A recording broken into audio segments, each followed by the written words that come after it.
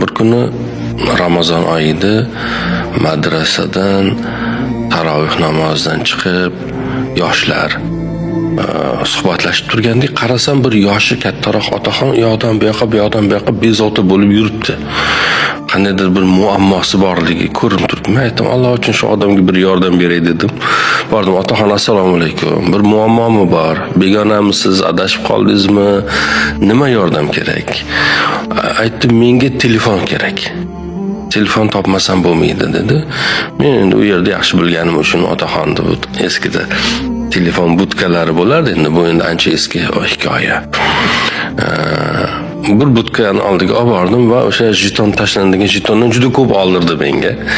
Ko'p jeton oldik va Germaniyaga telefon qildi. U odam asli Germaniyadan kelgan ekan, Olmoniyadan, va u yerdagi ko'p gaplashdi. Tushunganim shu bo'ldiki, bir gapi quloqimga chalindi. Qizim, biz uchadigan samolyot bugun uchmas ekan. Meni kutmanglar, bizni mehmonxonaga joylashtirishyapti, xavotir olmagin. Qachon nima bo'lishi bilan, qachon ruxsat berilishi bilan uchamiz dedik. Keyin biz o'tirdik.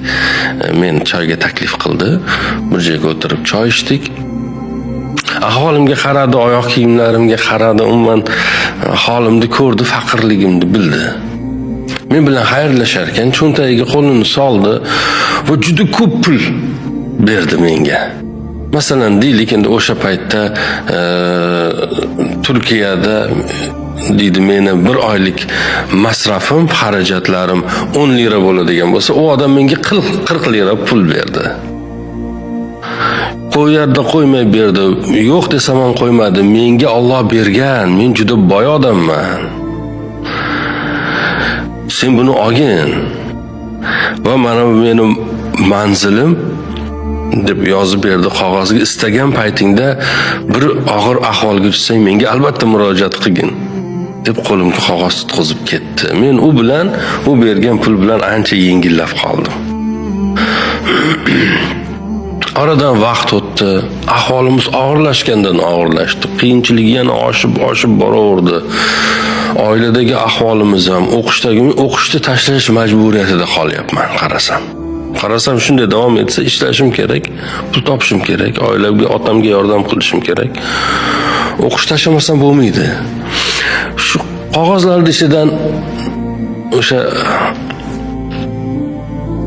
Olmoniyalik amakini manzili chiqib qoldi, otaxonni.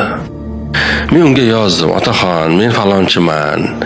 Ismim Saodatdin, eslagan bo'lsangiz kerak. Turkiyada ko'rishgandik.